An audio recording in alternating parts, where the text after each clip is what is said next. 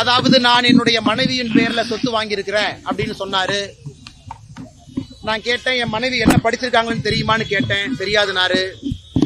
என் மனைவி என்ன சம்பாதிக்கிறாங்களான்னு கேட்டேன். தெரியாதுனாரு.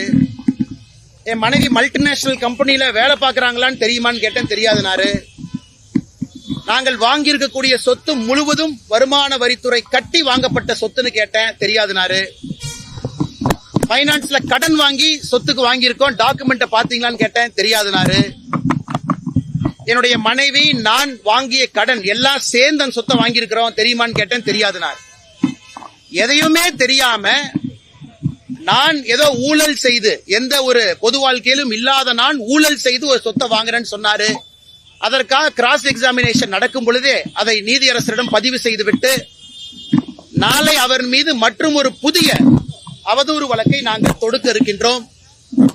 எங்களுடைய வழக்கறிஞர்கள் அண்ணன் குமரகுரு அவர்கள் வழக்கறிஞருடைய தலைவராக இருக்கிறாங்க. அவர் அனுமதி வாங்கி அண்ணன் பால் கனகராஜ் அவர்கள் எங்களுடைய மூத்த வழக்கறிஞர், அவர் அந்த அவதூறு வழக்கை மற்றும் தொடுக்க போறோம். அதனால இந்த கேஸை பொறுத்த வரைக்கும் நாங்க விட போவது கிடையாது.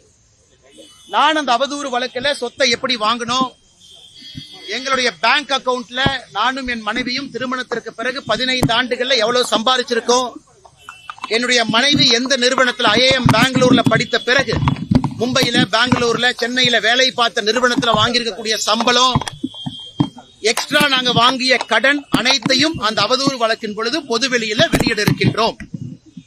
அதே போல இன்னொன்னு சொன்னாரு, நான் சென்னையிலே தங்கி இருக்கின்ற காரணத்தினால நண்பர்கள் வந்து இந்த DMK ஃபைல்ஸ்ல சொல்லி இருந்தேன் வீட்டு வாடகை கொடுக்கறாங்க அப்படின்னு. அதையும் ஒரு அவதூறாக சொன்னார். அதுக்கு நான் பதில் சொன்னேன். நான் சென்னையில் இருப்பது பாரதிய ஜனதா கட்சியினுடைய மாநில தலைவர் என்கின்ற பொறுப்பினால் மட்டும்தான் இருந்தேன். எனக்கு சென்னையில பிசினஸ் எதுவும் கிடையாது. கட்சி பொறுப்புக்காக கோயம்புத்தூர், கரூர்ல இருந்து சென்னைக்கு வந்தேன். அப்ப கட்சிக்கும் நம்முடைய வீட்டுக்கும் இருக்கக்கூடிய தொடர்பு, கட்சிக்கு என்னுடைய நண்பர்கள் யாரெல்லாம் எனக்கு சார்பாக கட்சிக்கு பணம் கொடுத்திருக்கிறாங்க, அந்த பணத்தை கட்சி எப்படி எனக்கு பேங்க் அக்கவுண்ட்ல செலவு பண்ணிருக்காங்க, எல்லாத்தையும் இந்த அவதூறு வழக்குல கொண்டு வர போறோம். நான் ஜெனரலா யாராச்சும் பேசினா அவதூறு வழக்கெல்லாம் நான் போடவே மாட்டேன்.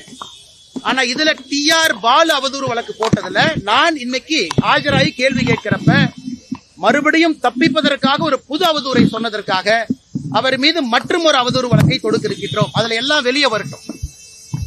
நான் ஏற்கனவே DMK பார்ட் ஃபைல்ஸ் வெளியிட்ட பொழுது கடந்த 20 ஆண்டுகளாக என்னுடைய மொத்த சொத்து பட்டியலை வெளியிட்டோம்.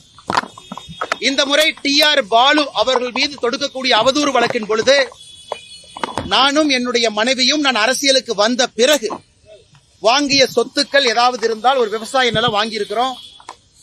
அந்த விவசாய நிலத்திற்கு பணம் எங்கிருந்து வந்தது எல்லாம் பொதுப்படையில் இருக்கும்.